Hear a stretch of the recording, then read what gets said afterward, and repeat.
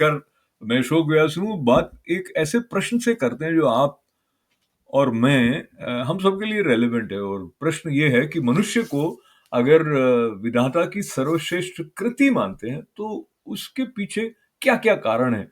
अगर हम कारणों को ढूँढने चलते हैं, तो कला के साथ जो मनुष्य का संबंध है, अपने को अभिव्यक्त करने की जो क्षमता है, वो मनुष्य को श्रेष्ठ बनाती है और ये जो श्रेष्ठता है, वो एकत्व की तरफ ले जाती है। इस बात को लेते हुए अगर हम कहें कि आर्ट यूनाइट्स, तो आप उसके बारे में क्या सोचते हैं? और हमारे मित्र अनूप भार्गव क्या सोचते हैं? उस पर चर्चा हम करेंगे आज। नमस्ते अनूप जी, स्वागत है आपका। नमस्कार अशोक जी, सभी दर्शकों को मेरा नमस्कार। तो हमारे मित्र मतलब जो दर्शक मित्र हैं, उनको मैं ये बताऊँ कि अनूप जी एक कवि के साथ-साथ उनके अंदर कुछ इस तरह की निष्ठा है कि वो कला और संस्कृति से जुड़े हुए जो कलाकार हैं, उनके साथ जुड़ें, उनकी कला से समाज को जोड़ें। ये बात जो है आपके अंदर इतनी गहराई से क्यों है? ये सोच कैसे विकसित हुई? अशोक जी, आपने जैसा कहा कि जो कला है वही मनुष्य को पूर्ण बनाती है। तो कोशिश रही थी कि कला से जुड़े रहा जाए। प्रोफ़ेशन चाहे कुछ भी हो, लेकिन कला से जुड़ाव रहना चाहिए।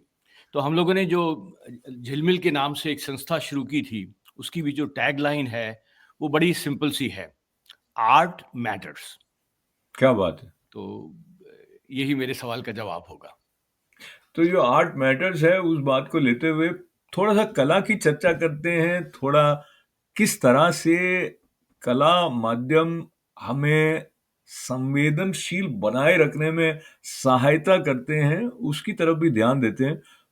पर अ, अनूप जी रस जो है ना, वो हमें आकर्षित भी करता है और उसके कारण ही हम किसी स्थान पर बने रहते हैं। तो आपको कला में रस स्वतः आ गया या जैसे कोई ऐसे लोग थे आस-पास जिनके कारण आपको लगा कि नहीं नृत्य जो है इसमें ये बात है और देखने से मुझे एक अलग आनंद आता है। ये मतलब कुछ लोग बने ही ऐसे होते हैं कि उनका सहज खिंचाव हो जाता है या how that works out? How do what do you think?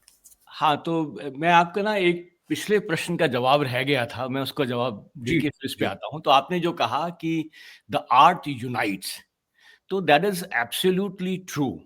ये सब जो भाषा की जो दीवारें हैं, जो भौगोलिक दीवारें हैं, देशों की दीवारें हैं, ये सब हमें बाँटती हैं और कला हमें जोड़ती है। तो ये संक्षेप में मैं कहना चाहूँगा। इसका उदाहरण मैं आपको देता हूँ। हम लोगों ने करीब साल भर पहले एक कॉन्सर्ट किया था। राधिका चोपड़ा जी को हमने बुलाया था। जी। तो उसका नाम ही हमने यही दिया था कि इरेज़िंग बॉर्डर्स। हुँ, हुँ। उसका मतलब ही ये था कि हम कला के माध्यम से बॉर्डर्स को इरेज़ कर रहे हों, चाहे वो भाषा के बॉर्डर्स हों, चाहे धर्म के बॉर्डर्स हों या चाहे देश के बॉर्डर्स हों। तो ये तो मैं बिल्कुल सहमत हूँ आपसे। अरे! तो मैं ना आपसे असहमत हूँ असहमत हूँ। जी, जी। यानी अलग तरह से देखते हैं हम एक ही बात को। जी, जी। देखिए ऐसा है कि जो कलाकार है वो भी मनुष्य रूप में है और उसकी अपनी एक पहचान है और उसको जो पहचान मिली होती है, उस पहचान के लिए वो ऋणी होता है एक परंपरा का जो भाषा के साथ भी जुड़ी है, संस्कृति के साथ भी जुड़ी है, राष्ट्र के साथ भी जुड़ी है। तो जो उसकी अभिव्यक्ति का कौशल है उसके लिए उसको जो खाद मिली है, उसका जो विकास हुआ है, वो इन सब बातों का ऋणी है। तो इनको इरेज़ करने का मतलब मैं समझ रहा हूँ, मैं आपसे एक स्तर पर सूक्ष्मतः जाके जी, सहमत हूँ। लेकिन कई बार इस बात के अलग अर्थ निकल जाते हैं चलिए। क्योंकि तो जी। उसको मैं आप पूरी तरह से सहमत हूँ कि जो आपकी भाषा है, जो आपका धर्म है, जो आपका देश है, उसके आप ऋणी हैं। हुँ, लेकिन इरेज़िंग बॉर्डर्स का अर्थ यहाँ पर सिर्फ़ इतना था कि वहीं तक आप सीमित ना रह जाएँ। आप हुँ, दूसरों की भाषा, दूसरों का धर्म, दूसरों के देश, उसके प्रति भी सम्मान रखें और वही हुँ, इरेज़िंग बॉर्डर। ये नहीं कि अपनी भाषा को भूल जाएँ। हुँ। है ना? तो चलिए देखिए इसको देखिए ऐसा भी हम अपने बातचीत में एक विशेष उत्सव में जो एक आयोजन आप जी, मासिक रूप से करने वाले हैं उसकी तरफ जाएँगे। पर जी, अभी जिस तरह के कालखंड में हैं हम, जहाँ पर कुछ ऐसी स्थितियाँ हैं कि देशों के बीच में अनमनापन है, भारत-पाकिस्तान की स्थिति भी हम देख रहे हैं। और आपकी बात से मुझे सीधा-सीधा याद आया कि पाकिस्तान के कलाकारों के ट्वीट्स जिस तरह के रहे, भारत के कलाकारों के रहे, उसको लेकर भी एक चिंतन विशेष चल रहा है कि तो इसलिए मुझे लगता है कला आपको अपनी पहचान के प्रति सजग भी करती है, पर यहाँ पर अभिव्यक्ति के साथ-साथ हम कितना सहज अपने को छोड़ रहे हैं या संकुचित हो रहे हैं, वो प्रश्न कला के स्तर पर भी आ जाता है, राजनीतिक स्तर पर भी आ जाता है। जी। चलिए, तो नहीं, इस प्रश्न को छोड़ के हम लोग अपनी हाँ, बात करें। बिल्कुल। तो ये प्रश्न छोड़ना पलायन नहीं है, क्योंकि जी, जी। हमें कुछ स्थितियों का सामना करना है। बल्कि आप देखेंगे कि जब विषम परिस्थितियाँ रही होती है ना, तो जो कवि हैं, उनकी कविता और मुखरित होती है। जैसे स्वाधीनता का जो कालखंड रहा है, तो वहाँ की भी कई कविताएँ बल्कि वो मैं पूरा पूरा सहमत हूँ, वो जी, जी। होना चाहिए। जी, वो तो जी। दायित्व है कविता का। अगर वो जी, समय की परिस्थितियों पर टिप्पणी ना करे, जी। तो वो तो फिर कभी अपना पूरा दायित्व नहीं कर रहा है। तो वहाँ तो हम पूरा सहमत हैं, है ना? जी, जी, जी, तो जी। चलिए, आपने अब दूसरा सवाल मुझसे पूछा था कि कला के प्रति मेरा जी। अनुराग कैसे हुआ? तो इसका साधारण सा उत्तर ये है कि शुरू से मेरी रुचि थी, स्वभावतः रही मेरी। इंजीनियरिंग की मैंने पढ़ाई की, लेकिन वो जैसा मैंने कहा कि आर्ट मैटर्स, तो वो आर्ट उस ज़माने में भी मेरे ज़िंदगी में एक अहम भूमिका रही थी उसकी। तो मैंने कॉलेज में भी जब मैं था, तो वहाँ पत्रिका का संपादन किया, वहाँ पे कविताएँ लिखना शुरू अरे किया, वाह! कवियों को बुलाना शुरू किया। तो ये शुरू से रही भगवान की देन, दया जो भी है। हुँ, हुँ। तो एक इंजीनियरिंग की पढ़ाई है और एक कविता के सृजन वाला मन है। इन दोनों को आप एक-दूसरे के पूरक के रूप में देखते थे अपने लिए? बिल्कुल, बिल्कुल, बिल्कुल, बिल्कुल, स्पष्टतः। तो और देखा जाए तो दोनों में बहुत समानताएँ भी हैं। प्रकृति में आप देखिए कि उसमें भी पैटर्न्स होते हैं, और वही पैटर्न्स हमें इंजीनियरिंग में दिखाई देते हैं। तो अगर आप इन दोनों को जोड़ सकें, तो एक संपूर्ण व्यक्तित्व आपका बनता है। इस संपूर्ण व्यक्तित्व की बात को लेते हुए अभी हम जो आपने झिलमिल की स्थापना की थी, उन दिनों में जो आपका चिंतन रहता था या रहा है और उसको लेकर आप कितना संतुष्ट हैं कि ये एक यात्रा और बहुत विमर्श आपके साथ मुझे भी करने का अवसर हुआ था, तो मुझे पता था कि आपके अंदर एक आर्टिस्टिक वाली छटपटाहट के साथ ये भी छटपटाहट कहीं न कहीं है, क्रिएटिव छटपटाहट जिसे मैं कह रहा हूँ, कि आप अधिकाधिक लोगों को उस आनंद के साथ जोड़ें, जो कि मंच से अभिव्यक्ति के अलग-अलग रस लेकर उन तक पहुँच सकता है। तो ये मतलब इसके पीछे किसी को श्रेय देना चाहेंगे आपकी ये बीज अंदर था ही था? नहीं, मैं अपनी कहानी आपको मैं बता सकता हूँ कि जी। कविता से मेरा, आपको मालूम है, शुरू से मेरा प्यार रहा। कविताएँ मैंने लिखी भी। तो जो हमारे झिलमिल के जो शुरू में जो प्रयास हुए थे, वो आपने देखा होगा कि कविता से ही जुड़े थे। हम लोगों ने कवियों को बुलाना शुरू किया, और वो गोपाल दास नीरज जी से शुरुआत हुई थी ये। हुँ। तो हमने कवियों को बुलाया, कवियों भारत से कवियों को बुलाया, उनकी कविताएँ सुनी, उनका शहर-शहर में उनका कवि सम्मेलन करवाए। लेकिन फिर मुझे लगा, और ये मेरा मेरा अपना निजी वो है कि कविता ही तो सब कुछ नहीं है ना? तो कला के क्षेत्र में फिर मेरा रुचि भी थी, दूसरी कलाओं में भी मेरी रुचि थी। भारत में एक संस्था हुआ करती है स्पिक मैके के नाम से, तो मैं उसमें उसके शुरू के सालों से मैं उससे जुड़ा रहा। तो कला दूसरे में भी, मेरा संगीत में, नृत्य में भी मेरी रुचि थी। तो फिर जब हमने कविताएँ की कुछ साल तक, फिर हमने सोचा कि क्यों ना इसको बढ़ाया जाए, और फिर हमने झिलमिल का विस्तार किया, और उसको हम फिर नृत्य के हमने आयोजन किए, फिर हमने संगीत के आयोजन किए, फिर हमने कलाओं को आपस में जोड़ना शुरू किया, है ना? तो जैसे उदाहरण के तौर पे अशोक चक्रधर जी बहुत बढ़िया कवि हैं, और उनकी जो बिटिया है स्नेहा चक्रधर, वो भरतनाट्यम की नृत्यांगना हैं। तो हमने कहा क्यों ना इन दोनों विधाओं को मिलाया जाए। तो हमने इन दोनों को आमंत्रित किया और एक कार्यक्रम किया, जिसका शीर्षक हमने दिया कि उमंग तरंग, और नृत्य में कविता, कविता में नृत्य। है ना? तो ये लोगों को पसंद आया, क्योंकि कलाओं में भी एक ओवरलैपिंग है ना? और यही प्रयास अब हम आगे कर रहे हैं, जिसके बारे में हम बात करेंगे। चर्चा करने वाले हैं और कला का संबंध हमारी कल्पनाशीलता के साथ होने के साथ-साथ वो हमारी कल्पना को उर्वरा भी देती है। तो आप जितना पढ़ते हैं, आपका चिंतन का फलक जो है वो और अधिक विस्तृत होता जाता है। इस बात को लेते हुए और आप इंजीनियर भी हैं, तो अभी आर्टिफ़िशियल इंटेलिजेंस जो है उसके प्रभाव के चलते मैंने कई लोगों से सुना कि अब ऐसा समय है कि आप जो इमेजिन कर सकते हैं you can achieve that because there is so much support from artificial इसको पॉजिटिव साइड में हम अगर देखें तो। और लेकिन यदि आप कला के साथ जुड़े नहीं रहेंगे, तो आपकी कल्पनाशीलता को पंख नहीं मिलेंगे। उस दृष्टि से यदि आप अपनी स्मृति में जाकर देखें, कोई उपन्यास पढ़ते हुए, किसी को सुनते हुए किसी का नृत्य देखते हुए आपको लगा क्या कि वो जहाँ तक आपने अपने को सीमित किया था, उससे थोड़ा और जैसे पुशिंग द एनवेलप वाली स्थिति किसी रचना के माध्यम से आपके भीतर आती है?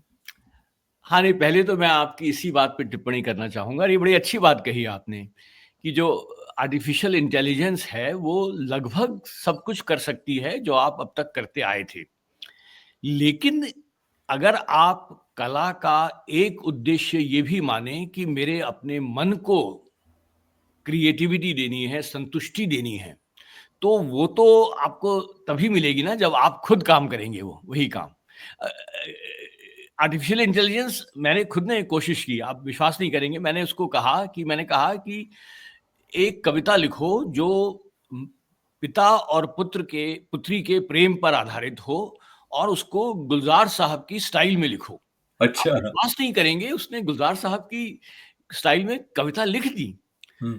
तो वो तो हो गया, लेकिन जो आप आत्मसंतोष की बात कर रहे हैं कि अगर कविता ऐसे ही लिखी गई, तो फिर वो जो आत्मसंतोष जो मुझे मिलता है किसी कविता को लिखकर, चाहे वो परिपूर्ण नहीं हो, अपने आप में परफेक्ट नहीं हो, लेकिन उसने मुझे संतोष तो दिया, है ना?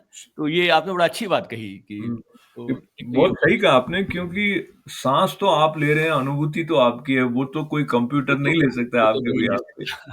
अ, बिल्कुल, बिल्कुल। बल्कि खाने का स्वाद भी जो है वो कोई आर्टिफ़िशियल इंटेलिजेंस बता ही नहीं सकती है। तो खुद ही खाओगे वो रसगुल्ला तो आपको पता लगेगा। खाने की परफेक्ट रेसिपी दे देगा हाँ। और मेबी अब रोबोटिक्स आ गई है, तो वो आपको बना भी देगा खाना। है ना? यही नहीं कि रेसिपी नहीं देगा, वो आपके लिए बना भी देगा खाना। लेकिन जो खाने को बनाने में आपको आनंद आता है, उसके लिए तो आपको ही खाना बनाना पड़ेगा। तो आपने जो आर्टिफिशियल इंटेलिजेंस की हम बात करें, मैं थोड़ा-सा ये आर्ट फॉर्म के बारे में अभी एक और उसमें भारतीय मूल के मनुष्य होने के नाते परप्लेक्सिटी को हम और ज़्यादा अपनेपन की तरह ले लेते हैं। वही गूगल का समानांतर रिसर्च ओरिएंटेड जो एआई है। तो हाँ, हाँ। मैंने उसको कहा आर्ट क्या है? तो उन्होंने कुछ पॉइंट दिए उसमें से एस्थेटिक्स के बारे में बताया, एक्सप्रेसिव है, कम्युनिकेटिव है और मुझे लगा बहुत सही-सही बिंदु इनके आए क्योंकि जो एक हमारे भीतर सौंदर्य को की सराहना करने वाली जो दृष्टि है, वो भी आर्ट फॉर्म से और अधिक विकसित हो रही है। यहाँ पे मैं थोड़ा स्वतंत्रता लेता हूँ क्योंकि मैं आपको जी, और रजनी जी दोनों को जानता हूँ। जी, जी। तो जो एक-दूसरे के भीतर सौंदर्य देखने की दृष्टि से आपने और रजनी जी ने कभी कविताओं के सेतु का लाभ लिया क्या? हाँ, नहीं, वो एक तो जिसको कहना चाहिए कॉमन बॉन्ड जो है, वो कविता तो है ही। कविता हम दोनों को पसंद है। रजनी भी लिखती हैं, मैं भी लिखता हूँ। तो स्वाभाविक है कि वो एक कॉमन बॉन्ड है, बस थोड़ा-सा फ़र्क ये है कि अ, मैं कुछ अलग तरह की लिखता हूँ, रजनी कुछ अलग तरह की लिखती हैं, लेकिन बॉन्ड वो तो तो रहा होना है। ही चाहिए, वो तो होना चाहिए। एक तरह की लिखेंगे तो फिर आप प्रोटोटाइप हो जाएगा मामला। तो बात को लेते हुए जब हम आर्ट यूनाइट्स कह रहे होते हैं, जी, तो कुछ लोग इसमें कन्विंस्ड पूरी तरह होते हैं, कुछ अलग-अलग तरह से जैसे प्रारंभ में हम भी थोड़े से असहमत हुए थे। पर आपने जिस उद्देश्य से ये विचार किया कि अ, इस तरह का एक मंच होना चाहिए, जहाँ कलाकारों को अपनी प्रतिभा को व्यक्त करने का एक अवसर निरंतर मिलता रहे।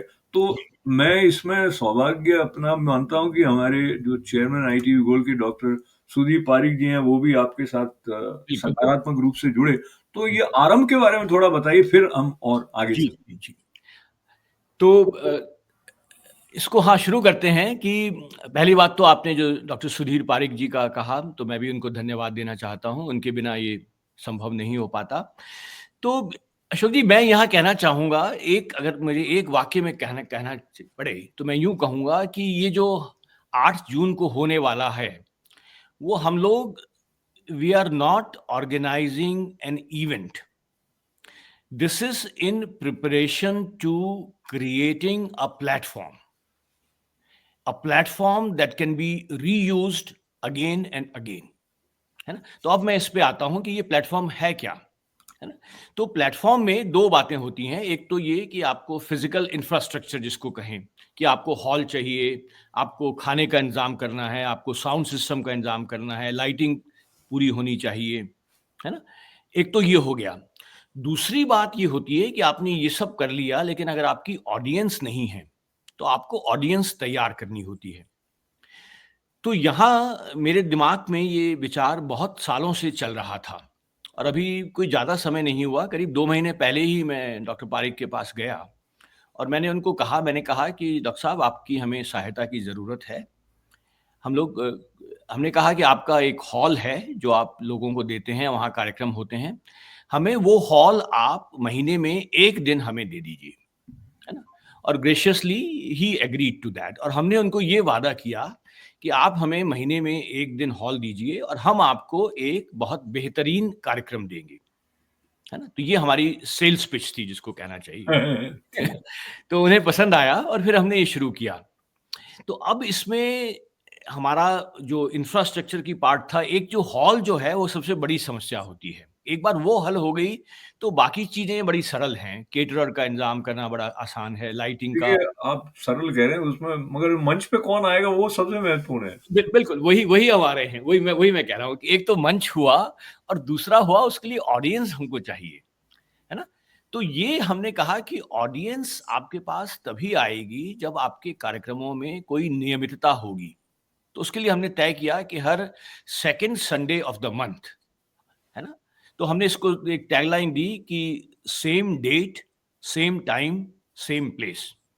तो वो क्या हुई? Second Sunday of the month 4 to 6 PM at ITV auditorium, है ना? ये बढ़िया। हमने तय किया। तो इसके साथ हम लोग ने शुरुआत की और हमने अब इसमें ये एक बात आती है कि आपको ऑडियंस की विश्वसनीयता जीतनी होगी, उनका विश्वास जीतना होगा। तो हमारा ये सोचना है कि अगर आप निरंतर अच्छी क्वालिटी के कार्यक्रम करते हैं। तो अब मैंने तो अधीरता मेरे साथ आ जाती है क्योंकि दर्शक इतने बैठे होते हैं, तो आप जी, कर क्या रहे हो 8 जून को जिससे कि दर्शक खींचेंगे? जी, जी। तो ये बड़ा अच्छा सवाल है। तो इसमें हम लोग वो सब कर रहे हैं जो हमने कहा है कि हम करना चाहते हैं। तो इसका ये अर्थ हुआ, एक बात हमने कही कि हम सब विधाओं को लेना चाहते हैं, कला की सब विधाओं को। तो उसमें नृत्य भी होगा, संगीत भी होगा, नाटक भी होगा, कविता भी होगी और फाइन आर्ट्स भी होंगे। तो ये जो कार्यक्रम है इसमें अच्छा नृत्य होगा।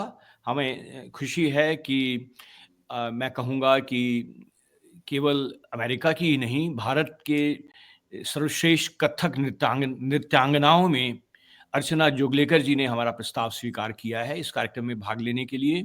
हमारे साथ में संजीव भट्टाचार्य होंगे जो कि मणिपुरी के विश्व स्तर के नृत्य करते हैं। हमारे साथ में एक नाटक होगा, बहुत ही बेहतरीन नाटक हमने चुना है और हमारे साथ में संगीत होगा और एक बहुत ही शानदार कार्यक्रम होगा। देखिए, तो एक कार्यक्रम, एक मंच की शुरुआत है, जैसे आप प्रारंभ कह रहे हैं जी, आपकी तरफ से। मैं हमारे ऐसे दर्शक जो संभवतः न्यू जर्सी में रहते हो या लेकिन वो आके जुड़ सकते हैं, दर्शक के रूप में भी कोई जुड़ सकते हैं या कोई कलाकार हैं वो समझते हैं कि ये भी एक मंच है जो मेरे लिए भी एक अवसर होगा, तो बहुत वो लोग अ, कैसे आपसे संपर्क करें? जी, बहुत-बहुत अच्छा सवाल आपने पूछा। तो पहली बात तो ये कि ये जो हम मंच तैयार कर रहे हैं, ये झिलमिल के लिए नहीं है। झिलमिल तो एक माध्यम है उसको करने का। क्योंकि झिलमिल के पास कोई अपना कोई वो हमारे नहीं हैं, कोई कलाकार नहीं हैं। तो ये जो जो भी हम कर रहे हैं, वो हम किसी भी हमने एक बार प्लेटफ़ॉर्म को तैयार कर लिया, तो हमारा ये कहना है कि आपको सिर्फ़ टैलेंट की ज़रूरत है। आप टैलेंट के साथ हमारे पास आइए, हमारे पास इंफ्रास्ट्रक्चर है और हमारे पास ऑडियंस है। जो हमें ट्रस्ट करती है। तो अच्छा। कोई भी किसी भी विधा में हमारे पास आ सकता है, देखिए, आपकी जो ऑडियंस है ना, पहले तो बिल्ड होगी, उसके बाद वो बनी रहे, बनी वो रहे। एक बहुत बड़ी चुनौती आज के युग में मैं इसलिए कहने की स्वतंत्रता ले रहा हूँ, क्योंकि एक तो हम ये सुन रहे हैं भाई सबसे कि लोगों का अटेंशन स्पैन कम है। दूसरा, आपके जो यूट्यूब है या जो सोशल मीडिया है, वो इतना मैग्नेट की तरह लोगों को खींचते हैं। तो आप व्यक्तिगत रूप से क्या सोचते हैं? एक जो एंटरटेनमेंट आपका स्क्रीन पर होता है, जैसे ये नेटफ्लिक्स के द्वारा, ओटीटी या हमारे आईटीवी गोल्ड के कार्यक्रमों के द्वारा, और दूसरा आप एक ऑडियंस के रूप में बैठे हैं, वो अनुभव क्या विशेषता लेकर आता है? क्यों बिल्कुल, उसके बारे में सोचना चाहिए? नहीं, बिल्कुल आपने सही कहा और मेरा उसमें जवाब ये होगा कि ये जो ओटीटी वगैरह हैं, इन्होंने हमें विविधता दी है। जो चीज़ें हमारे पास उपलब्ध नहीं थी, वो हमें उपलब्ध करवाई हैं।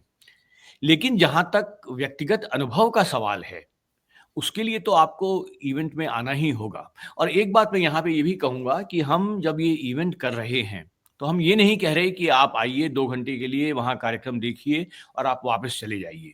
हम चाहते हैं कि कला से जुड़े जितने भी लोग वहाँ पर आए हैं, आप उनसे मिलें और जी। आप जानें कि वो क्या कर रहे हैं, आप क्या कर रहे हैं, जिससे कि कला के प्रति और भी संभावनाएँ जागृत हों। तो it's a meeting point of similar minds also. तो आई थिंक ये जिसे हम कहते हैं ना संस्कारित होना, तो जब हम जाकर किसी बड़े कलाकार को परफॉर्म करते हुए देखते हैं, तो न केवल वो हमारी स्मृति में रह जाता है, बल्कि वो स्मृतियां हमें कहीं न कहीं अपने भीतर की सुंदरता तक जोड़े रखने में बिल्कुल, सहायक होती हैं। वो बिल्कुल, हमारी पूंजी बन जाती हैं जैसे। बिल्कुल, तो बिल्कुल सही इस कहा। बात को लेके मैं थोड़ा आपके साथ भारत की तरफ चलता हूँ, और जी, आप भारत, और बल्कि आपने वो हिंदी संबंधी भी पुरस्कार प्राप्त करते हुए या कई मंच आपने जो देखे हैं, तो जी।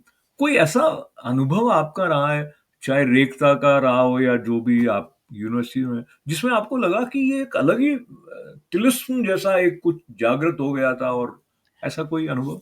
नहीं, आपने पूछा है तो मैं जवाब दूँगा और ये हो सकता है कुछ लोगों को अच्छा ना लगे, लेकिन आपने पूछा है तो मैं एक विशेष रूप से मैं भोपाल में होने वाले विश्व रंग का मैं नाम लेना चाहूँगा। विश्व रंग में जो उसके नेतृत्व कर रहे अच्छा, हैं अच्छा लग रहा है, अच्छा लग रहा है। अच्छा क्यों नहीं लगेगा? संतोष चौबे जी जो हैं, जी, जी।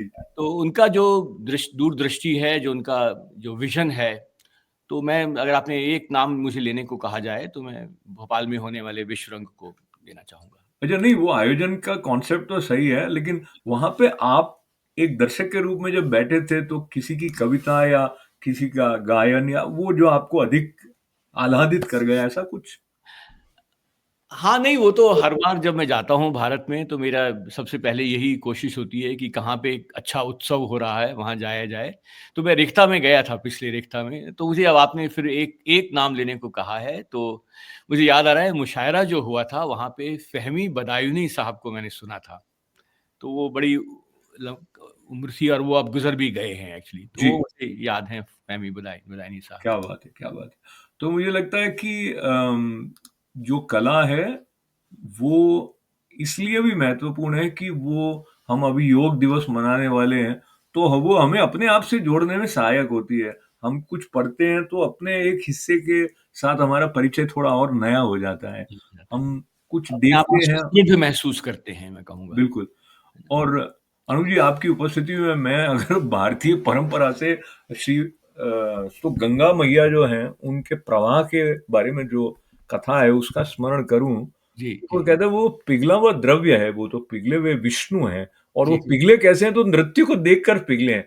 तो आप क्या बात देखिए जो संवेदनशील, और फिर उसके बाद में जब वो आए और शिव जी की जटाओं पर आ गए, तो वो उसमें समाधिस्थ हो गए। वो पूरी एक कथा है, जो हमारी कथा की शैली के द्वारा जीवन के सत्य तक पहुँचाने वाला पुल बनता है, वो भी एकत्व की तरफ लेकर जाता है, मुझे लगता है। तो अ, हम सरस्वती माता की वंदना के साथ अक्सर प्रारंभ करते हैं, और जो आपके भी भीतर का जागरण है, वो कला के साथ संबंधित है। इसलिए मैं आपको ये सब कहते हुए बहुत नमन करना चाहता हूँ, क्योंकि आप एक ऐसे पावन अभियान की तरफ इस आरंभ के साथ बढ़ रहे हैं, जो औरों को आनंदित भी करेगा, संस्कारित भी करेगा, और 8 जून से इसकी शुरुआत होने वाली है। तो कौंसिल जनरल भी उसमें आ रहे हैं, इसमें थिएटर जी। हाँ, और मैं एक बात जो मैं रह गई थी वो कहना चाहूँगा, आपने तस्वीर दिखाई तो हमारा सौभाग्य है कि हमारे बीच में अ, डॉक्टर अनामिका जी हमारे बीच में होंगी। अनामिका जी हिंदी मैं कहूँगा कि हिंदी साहित्य में सबसे बड़े नामों में से एक हैं वो इस समय। किस और रूप में, अंग्रेज़ी कविता या? हाँ, नहीं वो कविता लिखती हैं और अंग्रेज़ी की प्रोफ़ेसर हैं वो, इंग्लिश की अच्छा, प्रोफ़ेसर हैं, तो कविताएँ, कहानियाँ, उपन्यास और साहित्य अकादमी अवार्ड उनको मिल चुका है 2020 में। तो वाह! ये हमारा सौभाग्य ही है कि वो हमारे बीच में होंगी और तो उनसे इस पिक्चर में भी मुस्कुरा रही हैं, तो वहाँ भी मुस्कुराती हुई हाँ, आपको हाँ। मिलेंगी, तो आप नहीं, नहीं, ज़रूर वो आएँ। बहुत ही मैं उनको मुझे मेरा सौभाग्य रहा है उनको निजी रूप से जानने का। तो जितनी जी, अच्छी कवयित्री हैं, उतनी ही अच्छी इंसान भी हैं, मैं बहुत कहूँगा। बढ़िया। तो तो ये है। ये बात कंट्रोवर्शियल नहीं हो, पर क्या ऐसा होता है कि बहुत अच्छा कलाकार हो, लेकिन वो अच्छा इंसान नहीं हो? अनूप जी, ऐसा हो जाता है क्या? हाँ, हो सकता है, हो सकता है। अच्छा। दोनों अलग-अलग चीज़ें हैं, मैं कहूँगा। तो जब हम इससे मुझे पता है सिर्फ़ 1 ही मिनट है, पर मैं इस बात को लेके वहाँ चला जाता हूँ कि हमारे भीतर का जो खुलापन है, उसको बनाए रखने में भी कला सहायक होती है। जैसे जो चिंतन ये अनूप जी ने व्यक्त किया और जिस तरह का संवाद होता है, जो हमारी सोचने की सीमाओं को और हमें अलग-अलग तरह से सोचने के लिए तैयार करता है, वो कला के माध्यम से हमें उदार बनाता है अगर मैं उदार कहूँ, बनाता है। एक बिल्कुल। एक शब्द में कहूँ तो। तो मैं बहुत उदार उदारता से आपकी सराहना करते हुए और फिर से एक बार मुझे प्रसन्नता है कि आईटीवी गोल्ड के ऑडिटोरियम में इस प्रारंभ का प्रारंभ हो रहा है, जिसका मुख्य उद्देश्य है let us build a community and I love art. तो एग्ज़ैक्टली। ये जो समन्वय के साथ वाला हमारा समुदाय है, उसकी बहुत अधिक आवश्यकता हमें बहुत, भी है और संसार को भी है। तो इसके लिए पुनः आपका साधुवाद करते हुए बहुत सारी बहुत-बहुत मंगल कामनाओं के ईश्वर साथ। जी आपसे बात करना हमेशा अच्छा लगता है और सभी संस्थाओं को, सभी ऑर्गनाइज़ेशंस को साथ लेकर चलें हम। महीने में 1 बार हम लोग मिलें, यही इसका उद्देश्य है। तो हम साथ-साथ हैं, आप भी हमारे साथ हैं। बहुत-बहुत आभार। 8 मंगल जून को कामना। आप आइएगा सब, हमें अच्छा लगेगा। नमस्कार।